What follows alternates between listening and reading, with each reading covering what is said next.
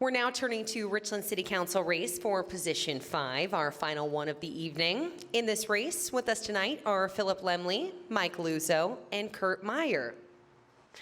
Lisa Thomas will also be on the ballot for this position, but she let us know that she's unable to attend due to a previous commitment. She did, however, send a friend who is here to read a statement. Kimberly Heath, we're ready.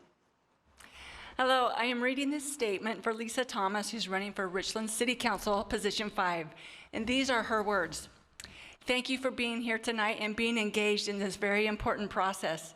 I'm sorry I could not be with you, but my kids and I had made some plans previously for a special time together, and I could not break that commitment with them. My kids are my priority, and so is my community. I grew up in Richland. I graduated from Richland High School. I attended Tri-City Skills Center, and I am a graduate of Columbia Basin College School of Nursing. I also studied Spanish, and I use it every day in my work and with my children. I am the mother of 3. I am a homeowner and a stakeholder in 3 local businesses. I've worked in healthcare for almost 30 years. I am currently a nurse case manager covering parts of Eastern Washington and Oregon. As a nurse, I advocate for the patient. I've used this strength many times to help care for others and for my community. I am the conservative candidate for position 5, and now I'm endorsed by the Benton County Republican Party and many other local elected officials. I believe in our Constitution and limited government, which allows citizens freedom. As our community grows in size and diversity, Richland needs more leaders who desire solutions. I want the citizens of Richland to have the security of knowing that they have a councilwoman who cares, who can be a strong listener and a voice and advocate for them. I am grateful to former Richland Mayor Rob Welch for his endorsement, in which he said, quote, "It is my sincere belief that Lisa will be open, fair, and hardworking for our community," end quote. I look forward to the opportunity of serving you with integrity. I humbly ask for your vote for Richland City Council, position 5. Thank you. Signed, Lisa Thomas. Thank you, Lisa, and thank you, Kimberly.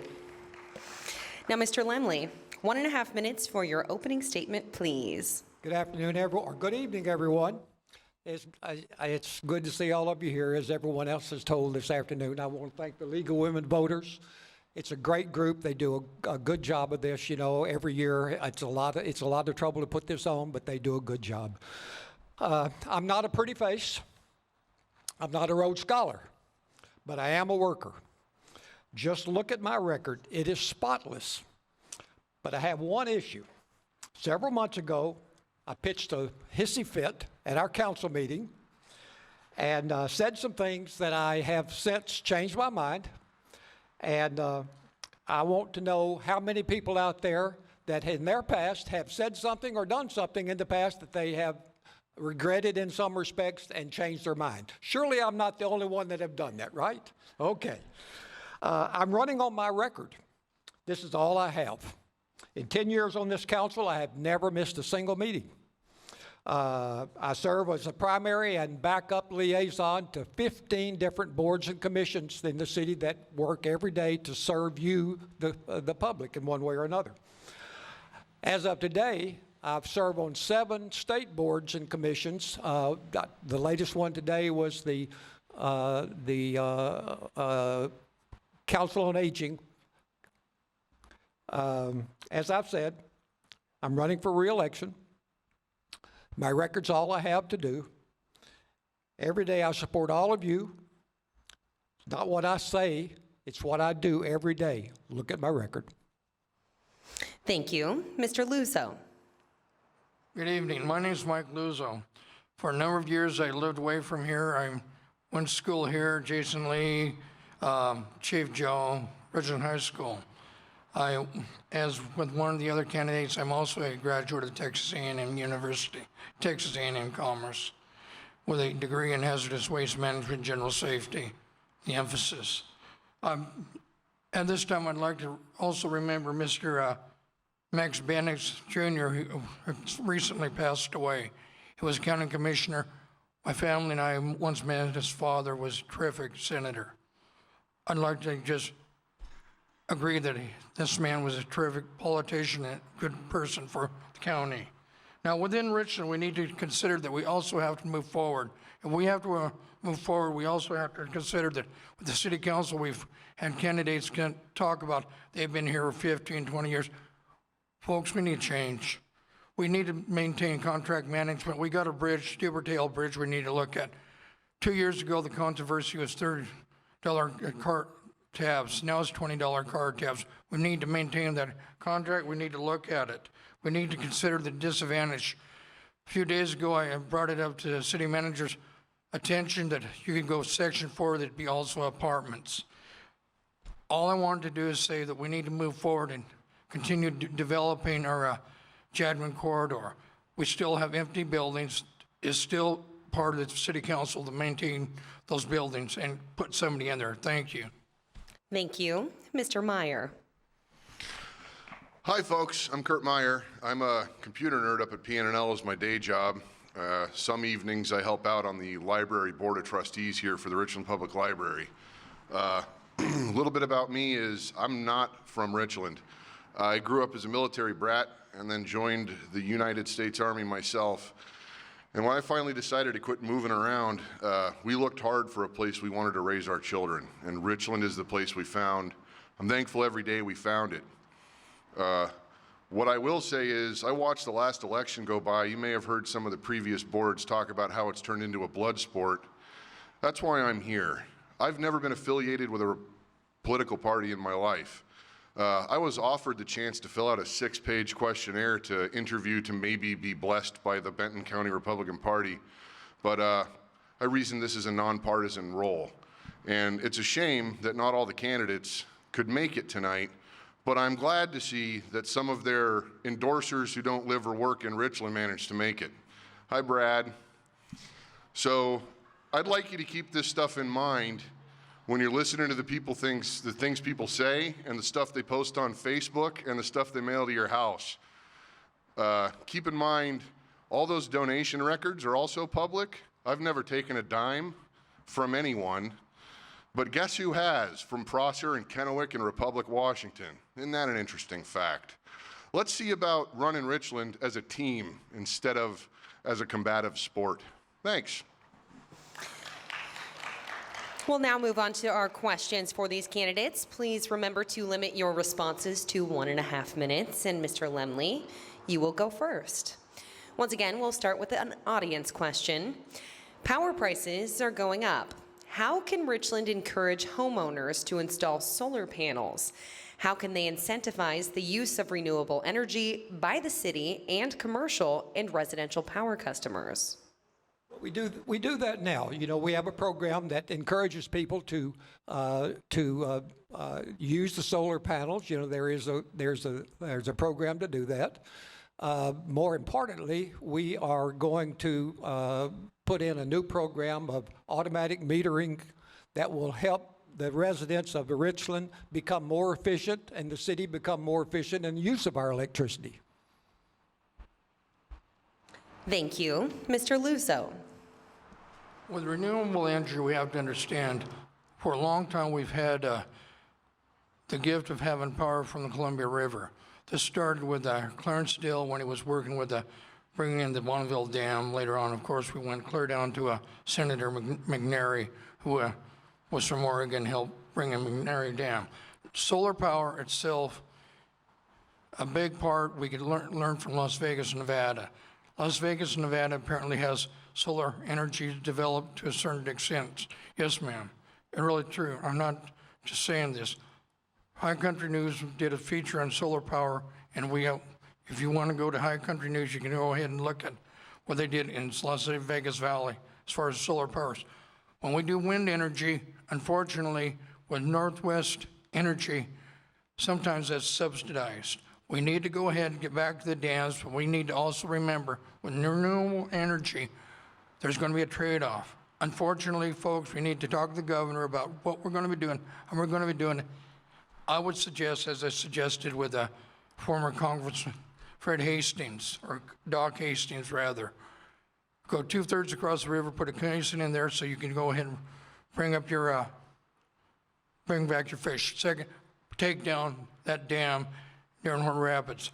We're not doing anything by feeding those fish to birds are flying down picking up the fish. Thank you. Thank you. Mr. Meyer. So I've got a big old pile of solar arrays on the top of my house, and I can tell you I'm sure glad the guy who sold me the house paid for those, because they were expensive when they were installed. Solar power is getting cheaper. The city's got an advantage in that we are the power company. And past couple of years, the state of Washington has had a rebate tax kind of program for people who bought solar arrays that are built entirely in Washington. So if you get all your parts made in the state, you get a little bit more of a break on the, a little bit of a higher rate on the power you sell back to the grid. That program recently moved from being managed by the state to managed by the power companies, which means the city of Richland is already involved in helping people maximize the use of solar power. I'd like to see that continue, not necessarily the tax program, but I'd like to see the city have a streamlined, dedicated staff that's already familiar with the task, continue to execute, and make it easy for people, both commercial and residential, to build these systems, tie them into the grid, and start pumping power in both directions. As the future moves on, these systems are going to keep getting cheaper. Eventually, it won't make any sense not to buy them. Right now, I'm still on the fence. But regardless, we're in the best possible position to make the most out of that as a community, and I'd like to make sure that we take advantage of that going forward. Thanks. Thank you. Mr. Luzo, you'll get to answer this question first. Richland is becoming a more diverse community. Do members of the City Council have an obligation to reach out to different groups within the city to learn about their concerns and make them feel welcome? First of all, folks, what happened today is reprehensible with the United States Congress and President of the United States. I do not all support the United States government, Congress going in, telling the President of the United States to grow up. I'll leave it alone. Diversity within the community. We did this several years ago when we were asking about inclusive. Folks, we need to understand we have a diverse community here anyway. We have a very educated community, and we have to understand that when we do have a diverse community, we have Somalis. I lived in Kennewick for a while. We do have people from different areas of the country. I lived in Europe, we lived in Asia. We do have a diverse community. We have a gay community here. Sometimes I don't get as involved with some of this. We do need to support our immigrant population. I do not at all agree, and people might take this wrong, with what we supposedly will do with our immigrant population. That's a large part of a community right here. And I just think we need to be inclusive a little more than we are. Thank you. Mr. Meyer. I do believe it's the council team's responsibility to reach out, not just to minority representative groups, but to everybody. I don't think that's their responsibility because they're council. I think that's everybody's responsibility because that's what a community is. We're not a bunch of siloed people living in a bunch of stucco boxes driving past each other and waving. We all live in the same place. And ignoring people because we're not familiar with them isn't going to make anybody go away. Neither is whining about how many different people there seem to be nowadays. It's a free country, and as long as it stays that way, people get to live where they like. And so yes, absolutely, it is the council's responsibility to be familiar with the issues that are facing everybody in the community, not just because that's what the council needs to make informed decisions about how to guide the development of this city, but because that's the basic tenet of human decency. Thanks. Thank you. Mr. Lemley. I don't believe the council has a direct responsibility in creating a more diverse community than we have now. We have an extremely diverse community because of all the people that come here to work at the national labs, at Bechtel, at the Bit plant, and all of the things that go on out there. We have people from all over the world. I worked at Bechtel out there from 2001 to 2010 and worked with probably people from every country in the world, you know, in reality, probably not exactly, but there was a lot of people out there from different countries that spoke different languages. But the council, I don't believe, has a responsibility in creating that. We encourage, obviously, new businesses all the time to come into the community, not necessarily from a diverse from a heritage standpoint.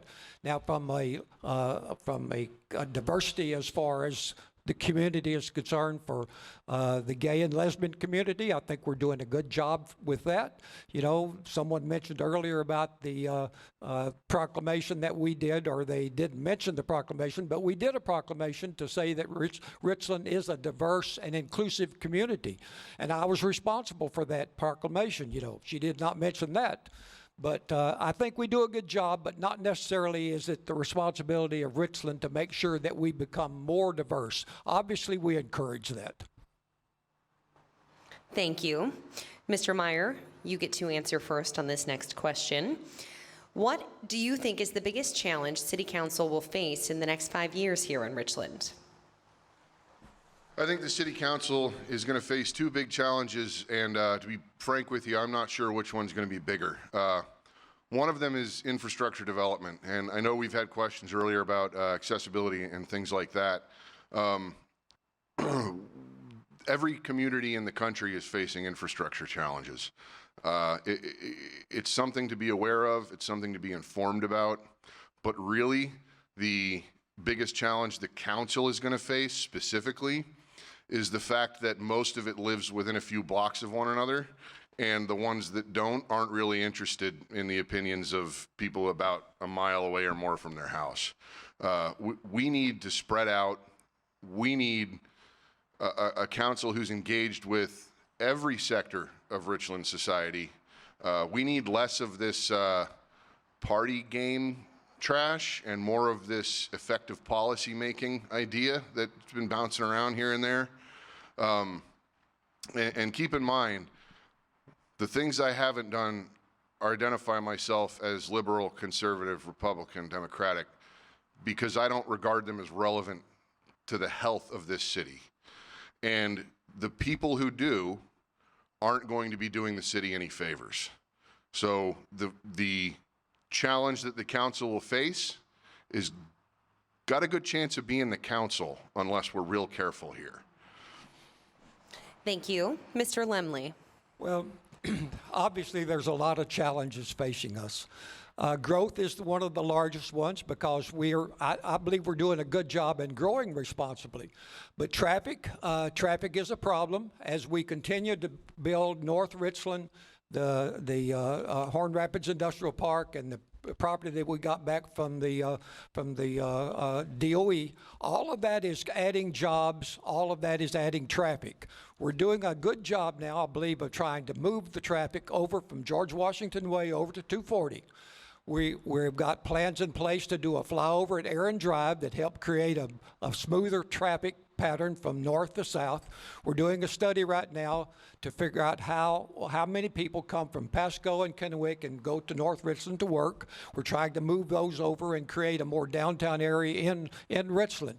We're doing a lot of things to mitigate the traffic, but traffic is a good thing. We need twice as much traffic because that means more jobs, more businesses. We continue to add businesses and jobs every single day in this community, and all of that brings traffic. But there's a lot of things that are facing us, but I think the greatest problem is probably traffic and figuring out a way to make a smoother flow. We're doing a good job on repairing our streets right now. Our infrastructure, talked about that, that's old, but we do a good job of managing that and keeping that up to date. There's a lot of risk out there. Opening the door every day is a risk, but this council and our city manager, I believe, has done a good job of that. Thank you. Mr. Luzo. As far as with the biggest challenges, there's supposed to be a study in City of Richland with George Washington Way and Dubertail Bridge, and we do Jadwin, and that's fun, good, wonderful, folks. But this problem with traffic has been going on since at least 1980. We need to be doing something about it. Another problem we have is growing infrastructure. I agree. We need to go ahead and look at zoning. We need to be able to go 2 to 4 stories on buildings, for instance, within the uptown area. Earlier today, I was trying to go through businesses and asking them about a B&O tax. I have to go back and go talk to business owners. They seem to have some problem with the way the city council's handling their business and their affairs. Maybe it's with closed affairs with the city council, but right now we need to go ahead and grow the city and realize that you have to grow up and not just out. And with that in mind, we do have a wonderful medical campus with Cadillac Hospital. We need to support what we have. We need to support Washington State University if they can. But you have to rack and stack things. Mayor Jane Durkin in Seattle, she's doing fine, but the good mayor has all these things and wonderful plans, but she needs to rack and stack. Same thing has to go with the city of Richland. Thank you. Thank you. Moving on to our final question. Again, 1 minute for your responses on this one. And Mr. Lemley, you will go first. What would you like to see in the old City Hall at that site? Well, there's a lot of possibilities there, but I think for the most part, it needs to be commercial development of some sort. Someone mentioned at a council meeting last night it was a good place for a parking lot. I don't believe that. I've been working with the Arts Foundation, the arts group out of Kennewick. They're talking about putting a performing arts center at that location. I think that'd be a great idea, you know. But whatever we do, we need to do, think about this responsibly. It's location. If that means anything, it's a great spot for a commercial. I think the Performing Arts Center there would be a good spot. The problem is that there's a little bit of a parking issue there, but that could be mitigated, I believe. There's a lot of possibilities, all of those commercial, and I think we'll do a good job of figuring out what's the best use of that site. Thank you. Mr. Luzo, Please repeat the question. what would you like to see at the old City Hall site? First of all, why did they start tearing it down? We did this with the old community center. What I'd like to see, maybe it was suggested at one time have a children's museum. We do need to maintain our buildings. We need to be putting people in our buildings. We have to get away from this tear down mentality. We had it, why tear it down? Part of it, especially where the mayor's office was perfectly good. Keep what you have. Now, as far as what we have, I agree. We need to go ahead and support Arts Council. I was in Kennewick when they were talking about Vista Field, tearing that down and developing something. We need to just do the same thing with City Hall. If we want to put an arts center in there, fine. Let's just do so. Thanks. Thank you. Mr. Meyer. I'd like to see a nice green field with some trees, a couple of benches, and maybe a pad for a food truck. I'm not a big proponent of commercial development on that specific site. I think we can fill up some of the empty strip malls we're currently building before we worry about that. I appreciate the arts. We have a fantastic art scene in the area. Anybody who's affiliated with Hanford High knows about that. I'm sure they're still glowing.